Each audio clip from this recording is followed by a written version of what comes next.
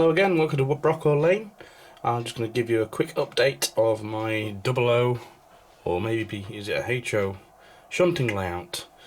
I showed you last time these Metcalf stone walls which I'd recycled from the old layout.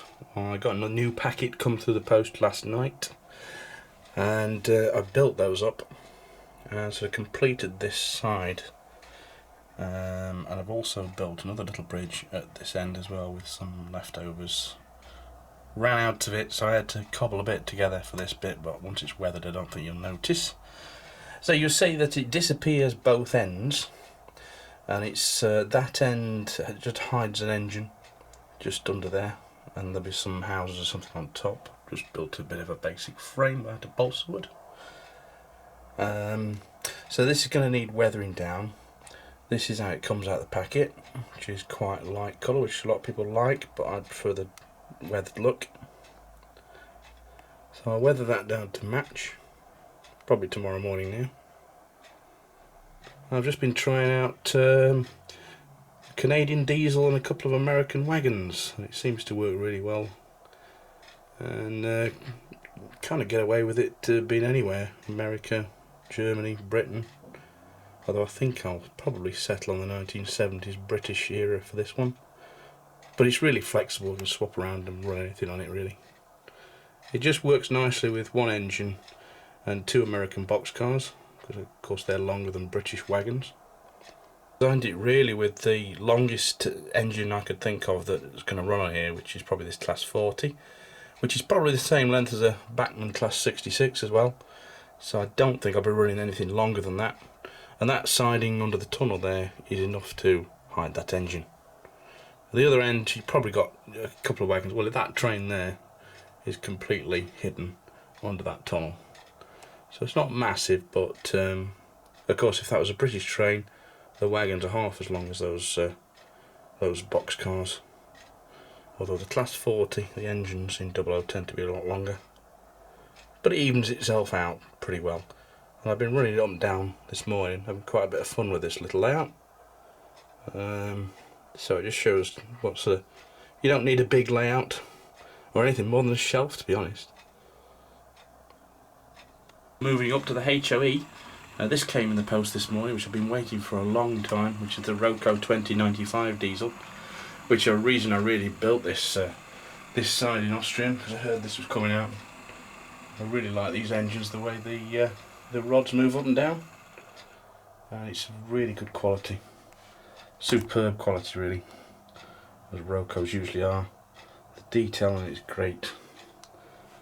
It was about £160, so that's kind of what you're paying now for new models, so not too bad. So I'm really happy with that, so that's inspired me to get on this Austrian side as well. This, which is currently on the Austrian side, and it really shouldn't be, is a little block of houses I built years ago when I was a kid, I think. It's been at my dad's garage, or in his loft for a while. He said, "Do I want it?" And I said, "Yeah, don't throw it out. I'll make use of it." It's artist cars, crudely put together, but it looks okay, and I think I'm going to use that down here. It's a little bit long, so I'm going to have to chop one of the houses off, but I think that's going to probably sit at the top there, and I'll make a little street scene. I can make use of this old Brockwell arms off the diesel layout from a couple of years ago over there as well, maybe on this side. So I think I'm leaning towards a 1970s era for this sort of layout down here predominantly, but then again I can run anything on it. I'm going around to my dad's tonight, and he's got a few green diesels I might borrow, see how they look. I'll collect a few modern wagons, or more modern wagons, like dogfish and catfish and that sort of thing in the 00 gauge. So there's the new section, and hopefully I'll blend that and go to tomorrow morning and see it weathered down. So here we are, it's been completely weathered now. You can see I've got a few wagons and completed a bit of a street scene as well. I just borrowed this Class 08 from my dad and some of those BR wagons.